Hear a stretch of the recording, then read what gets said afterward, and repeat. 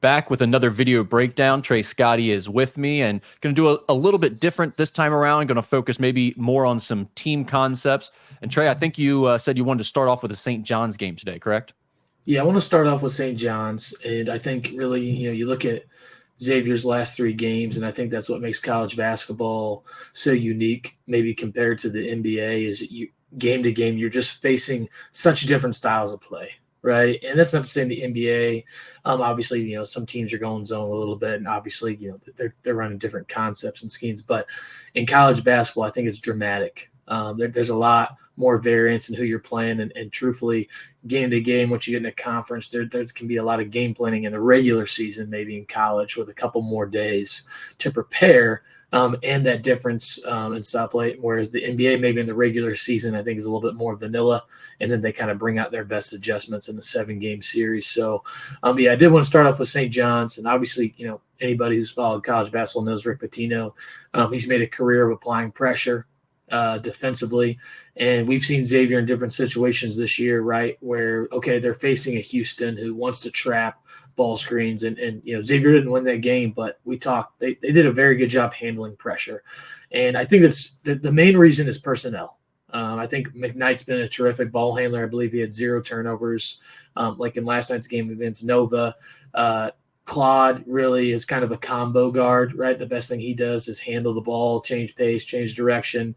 Very strong. I think those guys are very tough to affect because of their size. And Olivieri is another guy, right, where I wouldn't say he's like a terrific ball handler, but being your third guy out there, ball handler, another big and strong guy. And so I think that's to an advantage, Xavier's advantage in a game like St. John's. And we'll go ahead and kind of start with clips like that. But I think that concept is probably more important, right, than any X's and O's that we could talk about specifically. And when you're facing a press, right, the best thing you can do is you can be in attack mode, right?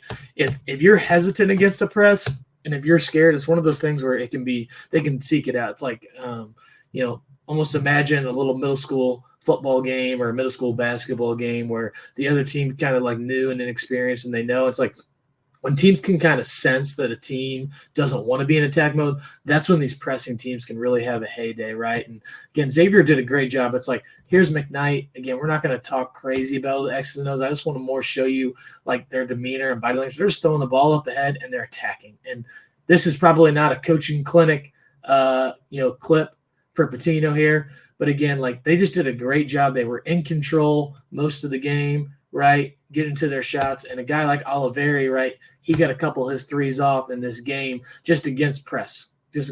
Because if you can beat pressure, right, just to keep it in simple terms here, look, they've kind of got 3 guys with their eyes on the ball. Okay, well, just that split second of having 3 guys with their eyes on the ball in a press situation, right, you've got an advantage on the other side of the court, right? That's just a very quick closeout.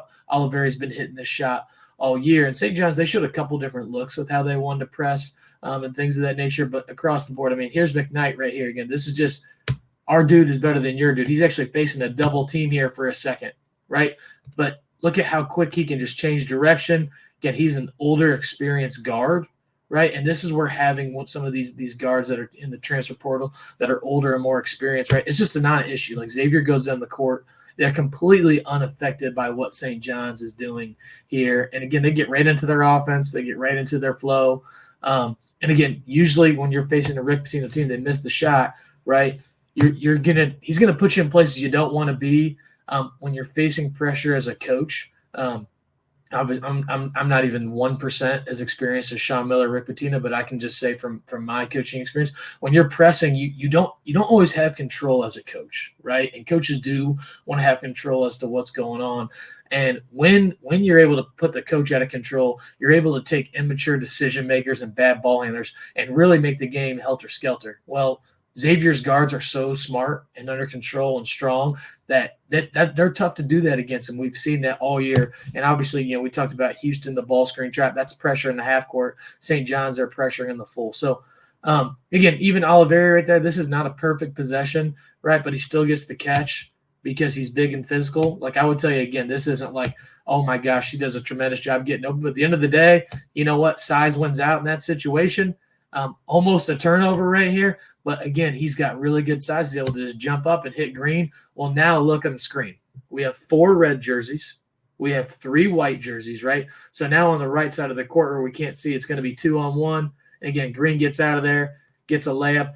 Okay, now they miss it. But again, that's a pretty good look against pressure, getting the ball all the way down there. And again, one reason that the St. John's, okay, even though they're beat, Sean Miller has no control over this possession. So I'd say, like, if you're Xavier, you got to live with this, right? You're getting a layup at the rim for your 5-man at the time.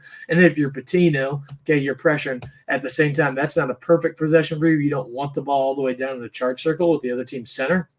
Maybe in a year or two, that's a dunk for him as he gets older and physically more mature. But at the same time, you live with possessions like these because we know Xavier's incredible in their flow offense. And again, you're kind of taking that away. So that's a possession really that could go either direction. But this is on a made shot. I mean, this is just St. John's not kind of getting to their spots, and Xavier's getting this ball out. They're ready to go, right? And so like you see right here, Trey Green's being denied, but you got to have all 5 guys in unison. I'm sure this is a frustrating game for Patino and St. John's in a lot of ways. But again, they're not afraid. Like some teams will have guys that don't want the ball. They don't want pressure. And Xavier really did not shy away from just attacking this the whole game. I mean, here we're at 8-19 in the first half, and this is the first turnover I believe, against pressure the entire game. And if you can get all the way to the 8:20 mark against St. John's in the first half, and not only is it a turnover, it's a dead ball turnover, right?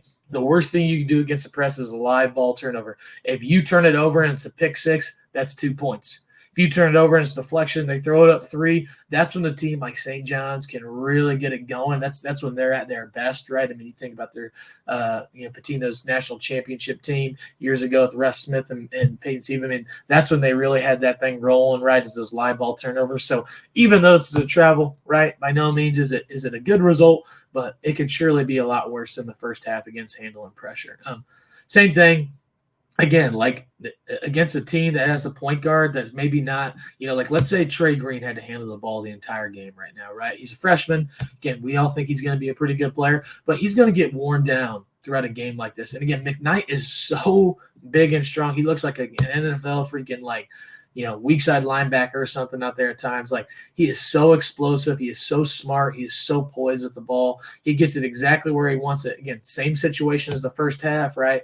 Olivieri gets a 3 again, just because he's getting down here. Now you got 3 hats on the ball, right? You got 3 guys just right there. St. John's all staring at it. You've got Olivieri wide open, creates a long closeout. And like we said, he's been hitting this shot really the entire season.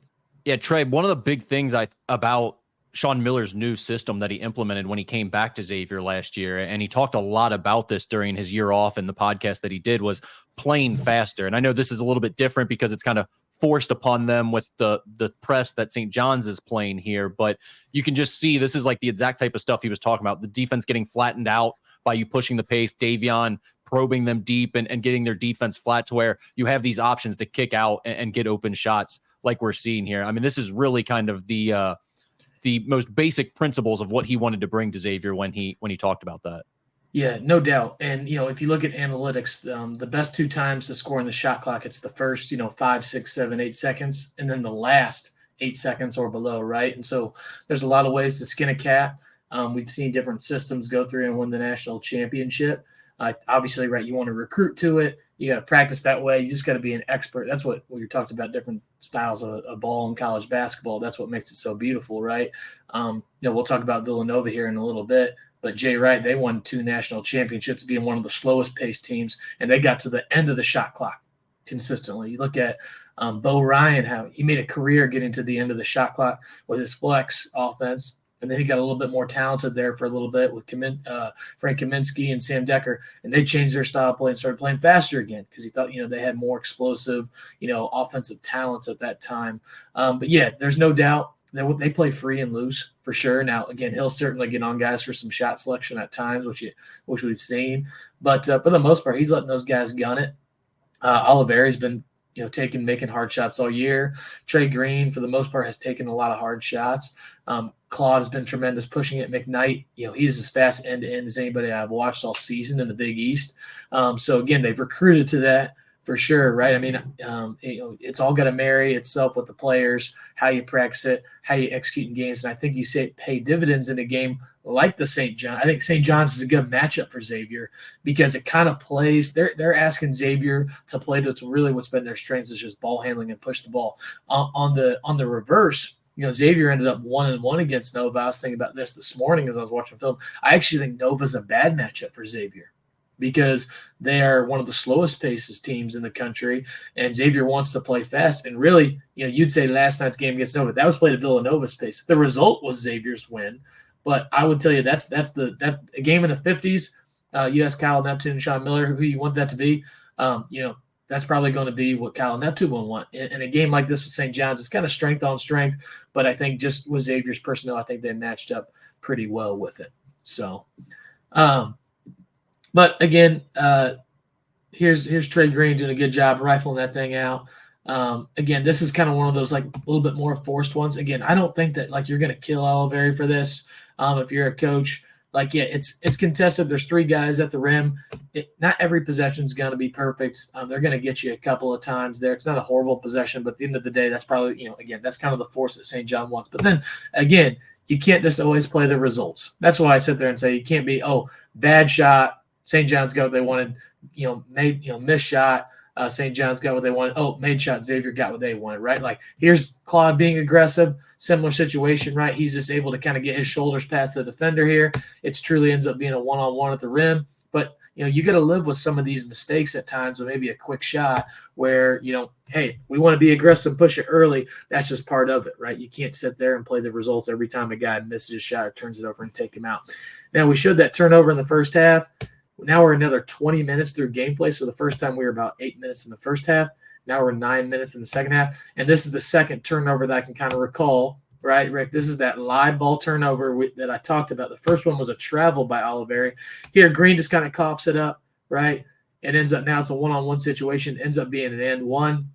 Pretty big play at that time of the game. That's what you're hoping to avoid, right? And, again, with a guy like Trey Green, he's young. I don't think that's super shocking. He's a little bit undersized. And, again, that's nothing against Trey Green. I think if he was your exclusive point guard throughout the whole year, you're a little bit, more concerned coming into that game. But really, with McKnight and Claude probably being your predominant ball handlers against the press, Green's kind of your third fiddle, a little bit of Oliveri. They took care of business, and they got really good shots throughout the game. And, I mean, I think when you're scoring as many points as they did, right, that's a heck of an offensive output from beginning to end. So. Yeah. All right. So that's enough on the transition, their success they had against St. John's. You also had some new set plays that we've seen recently that you wanted to get into. No doubt. And, I would say Xavier's not a set team, right? To be clear, right? Some teams like UConn is a set team. Set. They're always keeping on your heels. They're always throwing in new things. When I worked for Tom Green, he's putting in 3, 4, 5 new sets a week. And his philosophy is, hey, you've never seen these before, right? And there's definitely something to that. I think Miller has a little bit of the Matt Painter way of doing it. Matt Painter, they run more sets than Xavier, but what they do is they layer their sets, right? So I remember talking to Ben Johnson, obviously the head coach at Minnesota now. When he was the assistant at Minnesota, he said he'd be doing those scouts against Purdue, and it's like you think you know what's coming, you're yelling to your guys, and boom, they just have one little counter to it to kind of take advantage of how you're guarding it or whatever. And so that's kind of how their offense is really put together, Purdue, from beginning to end. Miller likes to kind of splash that in from time to time where he does add a little, okay, maybe it's one set, you run it one way and you just have one little counter at the end, or he'll throw in a new set that you haven't seen before.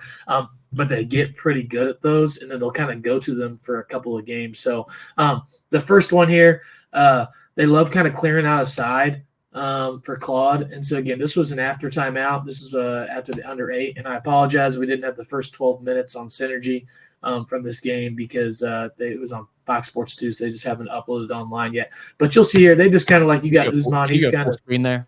Yeah, apologies. He's kind of acting like he's screened away. And again, all you're trying to do is you're trying to get DePaul's weak side defenders. Look at, they're all looking away from Claude. So Claude's got the ball, but really the only guy that's got his eyes to Claude that could get to him is the guy with it. So they've just kind of got some weak side action. All you're trying to do is clear it out for your playmaker, right? You're trying to create space, Claude's obviously tremendous off the bounce. That we're not, covering any brand new news on that front, right? But it's just a little after timeout. I'm not even exactly sure what the weak side action was in that situation, but they're just trying to create space for him across the board. Here, same sort of situation, right? This is a stagger away. So we can definitely see this is a stagger away, right? Well, that's Oliveri. And we know he's playing extremely well. He's the leading scorer in the Big East, I believe, right now, and the leading scorer at Xavier. And so if he's coming off a stagger, right, we've talked, if fans remember, we talked about how Creighton guarded him, right? They were in a full-on chase, almost a denial of sense on Oliveri on the off-screens. He's going to see things like that all season. People are not just going to let him fly off and shoot whatever he wants. So what happens – So to be clear here, Claude has the ball down here in the left corner. Oliveri's up in the top corner. And when you say stagger, you're talking about this double set of screens here set by Giedis and Sasha. Absolutely.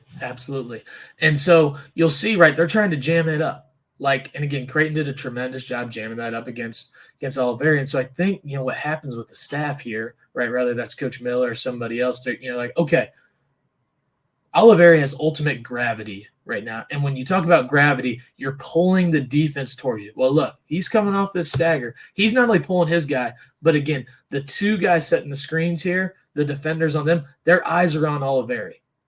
So he is pulling three defenders almost outside the paint on that side, right? Because again, they're like, we cannot lose. I'm sure they hit that over and over. We cannot let Oliveri fly off and hit threes. He's beaten teams all year. And so what you do is, okay, you put the defense in a predicament where are you going to guard that? Or, oh, by the way, I'd say right now Xavier's best tool offensively is Oliveri shooting the ball. I'd say their second best tool is Claude driving the ball in space. So what you're doing is you're marrying those two concepts together. And this is probably almost more like an option. Like, if Oliveri's open, the ball's got to go to Oliveri if they're loading up against Claude on the drive. But he's got – this is like one-on-one backyard basketball over there. Claude is tremendous in those situations. And, again, it's just a tough situation for the defense to be in.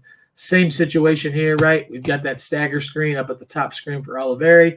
You see, look at the gravity there. You've got at least two defenders not even looking at the ball on the weak side. And Claude just kind of gets this and goes. And he ends up kicking this out for a wide open shot, right? But again, the one defender on Djokovic, he just kind of helps off because he's not had a great year shooting the ball to this point percentage-wise. So he's kind of okay, I'm not even worried about him. But again, he gets a wide open shot. Up 9. I think that Xavier's probably going to allow a shot like that that's wide open. But that was one set that I thought was pretty unique, and that's just kind of taking advantage of how well Oliveri is playing of late. They ran it one more time. Can you go back to that play to the part right before he kicks it to to Lazar? Yeah. Yeah, right here. So you see Lazar's man. That's Lazar's man that's in the charge circle right there in the middle of the lane. If you watch the Villanova game, that's something that happened constantly throughout the game where they just didn't guard the four spot at all for Xavier. And Sean Miller talked about that in his post-game press conference that they really need more out of that forward spot. And it's for this exact reason, because when Desmond Claude is trying to drive, he now has another forward sitting in the lane every time waiting for him. Right. And it's like Giedis, he's not shot the ball as well recently. I think it comes out of his hands. Well, I think that's a factor, right? We know, Lazar's maybe struggled a little bit early on. And so, we've seen more and more of the 4-guard lineups where they've had a guy like Swain who had a tremendous game last night against Villanova in those situations. I think you're exactly right, Rick. I'd say they're getting the least amount, kind of speaking the obvious here, and they're talking about it on the telecast last night. That's the position where they're getting the least amount of productivity. And, they're young there, number one, right? They don't really have a transfer. And so really everybody that they're playing at that spot for the most part's a freshman, which I think is expected when you thought you were going to have Jerome and Freemantle at points in the year. And so a little bit of that is just tough circumstances. But same situation, right? Same play. Again, now we're seeing this 3 times in a row, 3 different games in a row over the last 3, where, again, now to your point exactly, Rick, look at Giedis' defender. He's all the way in the charge circle, okay? Again, they left him wide open in this Nova game. He had quite a few pretty good looks. I think those are going to go down for him eventually, right, in his career. I think he's a pretty good shooter. He's just going through a little bit of a shooting woe right now. But, again, good players just make good plays, and even though there's 2 guys here on the rim, the play, let's say, kind of half works, right? But you still get Claude a whole side of the floor to work with. And when he's one of those guys, when he gets going downhill, even if you know he's doing it, man, that doesn't mean that you're going to just be able to easily stop it. Villanova is one of the worst shot blocking teams in the country. As good as Dixon is, he's not real long and a pogo stick around the rim. So you can see there, Claude not necessarily, he doesn't really slow up at all. I mean, shoot, Claude and Dixon, I mean, they're not even that dissimilar in their size. Obviously, Dixon's a big, strong dude, but they just kind of go right at him. The other set that they threw in that was fun was last night against Nova here. So this was a brand new under out of bounds play. And again, all these teams, you're covering under out of bounds, right? When I was at Xavier, at least with Coach Matt, Coach Steele, I wouldn't be surprised if they're still doing this. The last thing we would do is we would cover baseline out of bounds at an away game. So what do I mean by that? Well, you're at a hotel, like let's say you're playing at Villanova, and you have your last meal. You may have one little message for the guys. You may not talk to them at all. Okay, you say, hey, listen, bus is taking off in an hour and a half for the arena. We're going to meet down in the meeting room one last time before we go. And, this is pretty standard. Managers would tape down a court, right? And coaches all throughout the country, they're using those ballrooms or meeting rooms. You tape down a court with just, duct tape or tape that the trainer has, and you want to walk through some things maybe that are going to be important for that upcoming game. Well, at Xavier, they've always taken pride in guarding baseline out of bounds. That would be the last thing that we would cover is, hey, this is what they're going to run. This is who they're going to run it for. This is how we're going to guard it, right? We took a lot of pride in that. Matt Jennings, who was the strength coach for a long time, he used to kind of call it special teams. Like, hey, at Xavier, we take pride in their special teams. I thought that was a good way of putting it, right? So if you're Villanova, I'm sure they're covering baseline out of bounds to some extent. You're expecting a certain set of plays, right? So when you throw in a new one here, again, you just don't really know how it's going to be guarded. So I want you to kind of follow Oliveri. He's on the bottom right block in this situation. Look at Armstrong. The ball is still being inbounded. He's got his chest on Oliveri's shoulder. Wherever he goes, he's going to follow, right? That's his plan is, hey, you want to come off a screen, we're going to chase. We've seen a couple different sets this year while Oliveri is flying off screens and hitting threes and baseline out of bounds. So that is certainly not, not only is Oliveri threat to do it at all times, he is a particularly big threat in the under out of bounds situation. So Xavier knows this. They take advantage of it, right? So, okay, you want to trail him.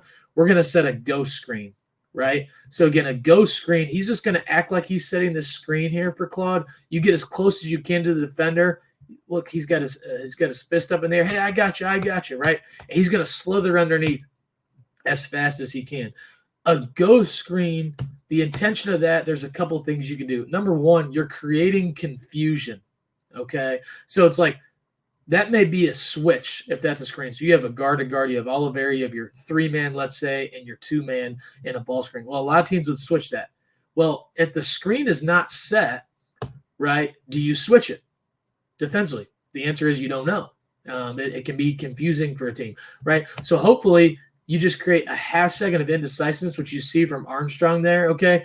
One option could be Claude driving the ball downhill. So, again, we put defense in a predicament where you have your best driver, right? This just may put his defender that's on the ball here in 1 second of hesitation, which could create a driving lane. The other thing is you see Armstrong here. He's almost maybe thinking switch. Now he sees shoot. You see him just kind of stopping his tracks for a half second. Now he's thinking, well, crap, it's not a screen. I got to follow. That's Oliveri. You supplement that with a flare on the back side. That's a really tough play for Armstrong to cover. So we'll kind of run this back from the very beginning, right? Okay, you got Oliveri here on the block. Goes to screen, come off the flare. That's a very, very tough cover for Armstrong here, right? You see Lance where he ends up coming out. But again, we've said it time and time again. It feels like we're always sitting here watching. For a lot of guys, this is a bad shot. For Oliveri, it's not. Tough cover. They ran it in the second half as well. Got a really good shot. He just happened to miss it. But this certainly was a play where they're looking at how they're being guarded throughout. And they throw in a little bit of layer. So I brought up Matt Painter earlier, but that's kind of what he's a wizard as. You're going to guard this. Okay, now we're going to supplement with this little counter. And I think it's a strength to Sean Miller and the staff right now offensively. So that was a good one. That's a tough one to guard. It's funny, though, that they actually did a pretty good job. Ware had great recognition on the first one and gave a pretty good contest, and that was the one that Oliveri made. Yeah, no doubt. And that's where it's like I throw in misses on some of these clips, right? A lot of these great coaches with shot selection, they'll freeze the camera as a guy shooting and they say, good shot, bad shot, right? It's like you can't be results oriented. Like I would do that with some kids I coached in AAU, and some of these kids are really talented. We're talking some of these kids are McDonald's All-Americans, and I would freeze it. And I just think shot selection is a really hard thing for kids to understand across the board. And that's your goal as a coach, right? It's like, are you getting the shots that you want? And I think you got to live with the results. I think that's pretty common. I don't think any coaches are coaching at that level, right, without at least a glimmer of that thinking. So it's like wide open shot in the second half. I don't think they're going to be complaining at all. I don't think yelling at your best shooter for missing a wide open shot is going to be productive, right, in any sense of the imagination. So just to kind of circle it back a little bit, Rick, with the transition, but just like you said, like Xavier is playing fast. They are consistently getting easy baskets right now. Again, they particularly did against DePaul and St. John's. But they're just running. They're running. They're playing hard. They've got multiple ball handlers. Again, Claude is an absolute beast. Again, to have him as your second best transition ball handler with him and McKnight. Those two as transition pushers are as good as you're going to see, and they're both on the same team, right? So again, just Trey Green getting a wide open shot, right? These are these shots in the first 5, 6, 7 seconds of the shot clock, which again, if you're taking a shot that early, it should be a good one, right? So it's like, again, Green just made a 3 in the corner. Now he's at the top of the key. There's 26 seconds on the shot clock, right? Again, you're normally not going to come up in 5 seconds and fire a contested step back 3 against a double team, right, on a ball screen, right? That's going to be a bad shot. So normally when you're taking shots in the first 5, 6, 7 seconds of the shot clock, it's a good shot. And that goes back to those analytics, right, that we talked about at the beginning of the show here. Those are going to go in more than not. And again, obviously you talked about, that's something that Sean Miller said he decided he wanted to roll with going into this season. And they've been tremendous in that aspect. So again, we'll just kind of let these roll. But I mean, McKnight, shoot, look, he's got, I said I'm going to let it roll, and then I pause it here. He's got 5 jerseys here. Again, gets to his left hand, just blows right by him. Doesn't matter. I mean, he's playing really, really good ball for them right now. Really good ball. So, and I'll give a little shout out to Max Meyer, senior manager. I hired him when he was an incoming freshman. I run into him at yoga from time to time, and I see him there about once every couple of weeks. He was there the other day, and he was just raving about, McKnight. He said he's in the gym constantly, absolute gym rat. Staff loves him. Players love him. You add a guy like that to your locker room, right, in terms of the locker room dynamics that the coaches trust, the players trust. He's putting in the work. I would tell you, right, that for a graduate transfer, just a regular transfer through the portal, that's an A+ get, just considering the results he's having and the vibe around the program for them as of right now, which, again, you can think you know what you're getting, but at the end of the day, you never know exactly till they're there and how they're acting every single day. And so just recruiting, and it's a marriage, right, between player, staff, program.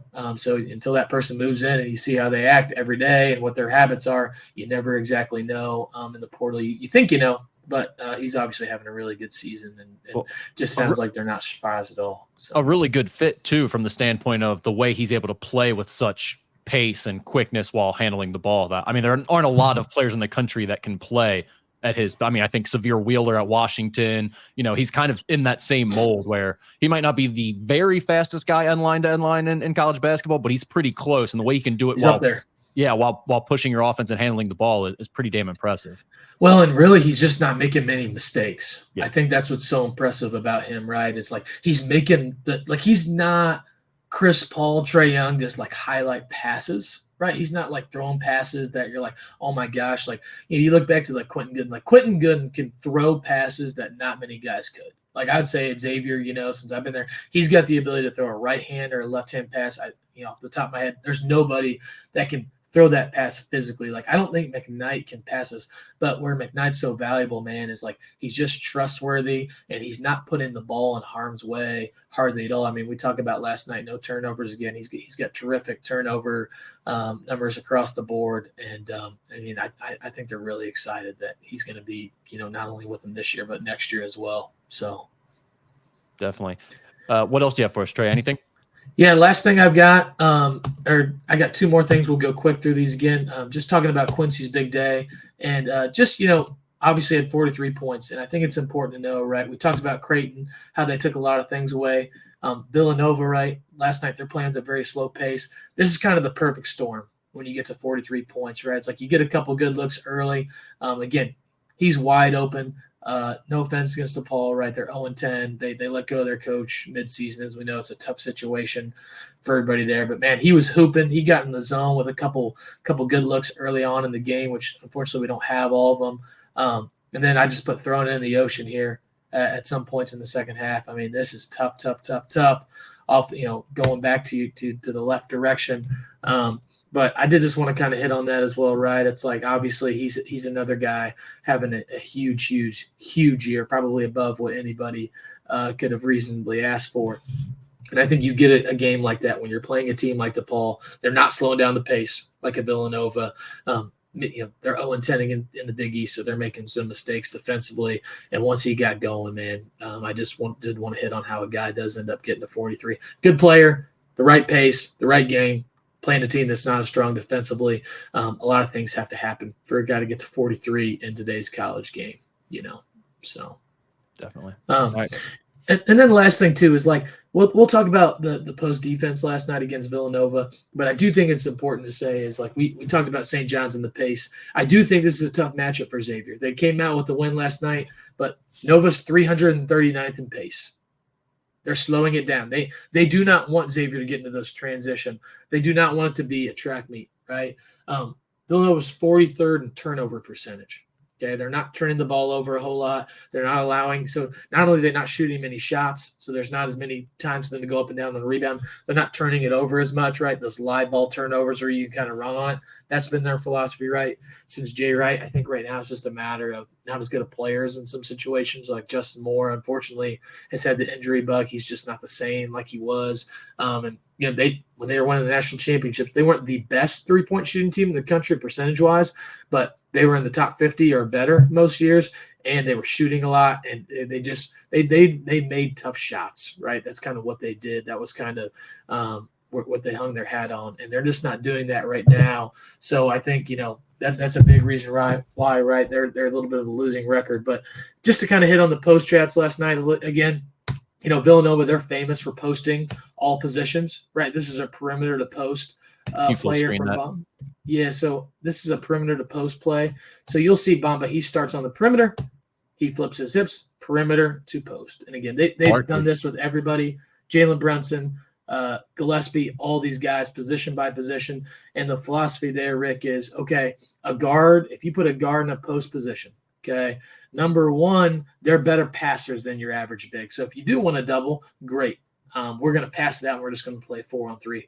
The other thing is, if you think about it, whenever you're putting your defense together, I would say most teams, you're not spending a majority of your defensive practice time on your guards defending in the post. So, again, it's another unique angle where, okay, now Oliveri, again, Xavier's kind of built to guard the post a little bit with their size of guards. But, again, it's not something they're practicing every day, and it's a very unique wrinkle compared to what you're seeing, in every other Big East game that you're playing, really, right? So, Xavier mixed up their ball screen coverages here. Here's a guard posting, okay? You see here, Usman, he's kind of the closest defender. He goes. It ends up going to a reversal, which leads to a closeout. Honestly, if you're Villanova, this is kind of what you want. It ends up being a stop. But you see the trap. You can throw out a clean pass. You reverse it. Now you have Gitas who's closing out to a guard. He blows by him.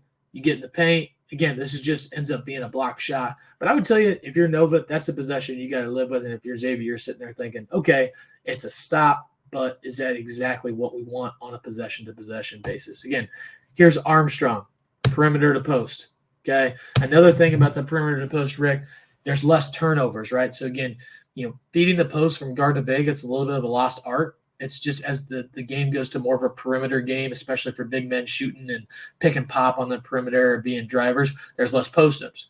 So guards are getting less repetition throwing the ball into the post. It's being practiced less. Perimeter to post also takes out that turnover possibility, right, or decreases it dramatically because you're just dribbling into it. You take away that post feed that's maybe not as common for guys. So here's Armstrong again, drives, flips his hip. Now you've got Sasha. He kind of comes from he's the closest defender, and I think that's what Xavier is doing. If I had to guess from watching the clips, I think they sent the closest defender. Sometimes you may say, hey, it's the guy on the top side. So you've got Claude here. Okay, he's kind of on the top, like the closest to the 3-point line. Sasha, he's the closest, but he comes from the bottom side. So he that's a different double than what we saw earlier. Same situation. They get it out quickly. They get to a closeout. Again, it's a turnover, right? I'd say like Bamba's he's got to make a play here. If you're Nova, he's wide open. You get a guy running at him. He drives by. Again, he just ends up turning it over. But again, these are not bad possessions by Villanova. This is why I just tell you, like, I think they're a little bit down talent-wise compared to what they were. This was a really good clip for Xavier. Again, you've got two guys. Trey Green, he's guarding the ball. Okay, his guy cuts. Oliveri fills over. They both kind of act like they're going to double here for a second. And that's what tells me is they almost went with the closest defender.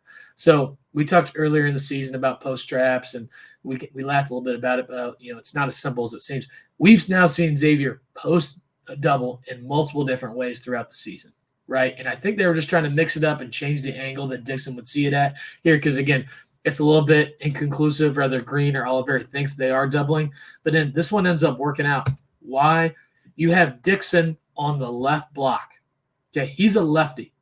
So more times than not, when he's driving into the middle like this, right, he'd rather be on the other side. So when he goes up for a shot, he had the ball in his left or dominant hand. If he's being doubled, now he's got a pass out opportunity with his left hand. So you'll see here, he's not going to pass with his left kind of across his body. That would make no sense. He has to get to his right hand. You'll see that he just doesn't have as good a vision going out that way. It's not as strong of a pass. It ends up being a turnover. I think being able to double him on that side is something Xavier would like to get to all day. Okay. Here, again, closest guy seems to go. What's the difference in the last clip to this clip, right? He's got the ball in his dominant hand, which is his left. So he sees a double. He zips that right out. Pretty good ball reversal here for Nova. Again, pretty good shot, right? They ran this set all game. They just set a little pick and roll here on the side, threw it back. And again, they're just trying to put him in space, right? Like we talked earlier about Xavier putting Claude in space. They're doing the same exact thing here with Dixon.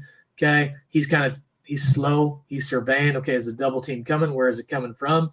This one ends up being a one-on-one possession all the way down. Again, I mean, he's an all Big East caliber player, has been for a long time. It's not an easy cover. Same situation. The last one was not a double. Okay. He ends up scoring. Here, again, we're thinking this is the closest defender. That's obviously Claude. He can see this coming. He's pretty comfortable that close to the three-point line, right? He throws it right out. Again, you get Justin Moore on a closeout. Reverse the ball one time. Again, pretty good shot for Villanova. And that's why we look at these first couple clips, Rick, and it's like they weren't buckets, but I felt like Nova kind of got the looks that they wanted. To be honest, they just didn't convert. And then they kind of started to convert here when they went on their run. It was a game of runs, and sometimes you're making shots or making plays. Sometimes you're not. There wasn't a huge change in the schematics from Xavier's run at the beginning of the game to Nova's. One team just, at the end of the day, executed better than the other at certain stretches. So, again, same situation. Left hand, they're moving that ball out. That's a good shot. Just misses it. Now, again, Villanova's not a great three-point shooting team. We talked about that. So that's part of Xavier's philosophy on this too, right? It's like I said, I'm not sitting here saying they shouldn't double. I'm saying some of these are some decent looks. But at the end of the day, you go across Villanova's three-point shooting percentages, they're not good. They're not good at all. They're actually, bottom 10, 15% in the country. So part of the philosophy is, you know what? We're not going to let Dixon beat us in a game of one-on-one. We're going to let these guys that have not proven it. We're going to make them shoot, right? Like just how teams are going off Jesus, you're like, you know what? Jesus, like you just haven't beaten many teams with your three-point shooting. You have beaten us, Xavier, in a lot of other ways offensively, whether it's Quincy or Claude driving it. We're going to let you beat us in this way, a way that you're not used to maybe all season. So, again, there was another clip here in this half. Same play we've seen. There's no double team. Xavier just kind of changed it up on him a little bit because you can look at Dixon. Like he's got his eyes up looking for the double the entire time.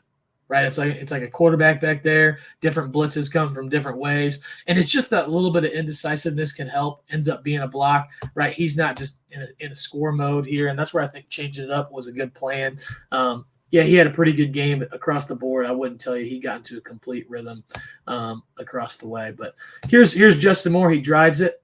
Okay, he ends up posting up, and it's what we talked about, right? It's a guard posting up. You're just not as used to it. To be honest, if you're a team, you're not playing a ton of post defense throughout practice every week, Rick. It's like when a team is putting a lot of their defense together, what you're guarding ball screens, right? That's a big part of the game. Probably 20 years ago, you're guarding pin downs, you're guarding in your gaps. Well, as time goes on, teams are running different things. So you're spending a majority of your practice time guarding different things. Villanova, right? That's kind of their whole philosophy, like I said. They're going to post you up a ton. A lot of that is, hey, we're going to bank on you not being as familiar, guarding in these situations. They had some good possessions. They had some bad possessions. I don't want to say it was just a make or a miss kind of game. But at the end of the day, I think Xavier decided we're not going to let Dixon beat us, and other guys just didn't make enough plays. And you can't argue with the point total, right? I mean, if anything, you could say Xavier was trying to get a couple more buckets in there from time to time. I mean, I think they had 7 points in the last 7 minutes or something. Part of that's pace. Part of that is Villanova is very versatile defensively. Again, that's why I think they're a bad matchup. Xavier's pride on mismatches in the half court, really since Sean Miller's been there with his offense. That's kind of what the flow has been designed to do. Villanova is very versatile defensively, a lot of like-sized guys, that are tough, a lot like Xavier has. And so it wasn't an easy or smooth game in the half court by any stretch. But at the end of the day, when you hold a team to 53 points, you should expect to win. So. All right, Trey, great stuff once again. You are doing lessons, doing workouts in the local area. I've followed some of your social media content. You've been upping your game there with the videos. Great stuff there. So you can follow you on X, Twitter. I will put the link on Musketeer Report message board underneath this video. And also, if anyone's looking to get their kids or themselves into some workouts, they can also hit you up for that. And anything else, any parting thoughts here before we check out? No, thanks so much. College basketball's fun. We're in the dog days of the season here, and I'm just kind of excited to get March going. And it's always the most fun time, just kind of see who starts playing well. So awesome. Well, thank you, Trey, once again, and thank you all for tuning in. We'll see you next time. Thanks, Rick.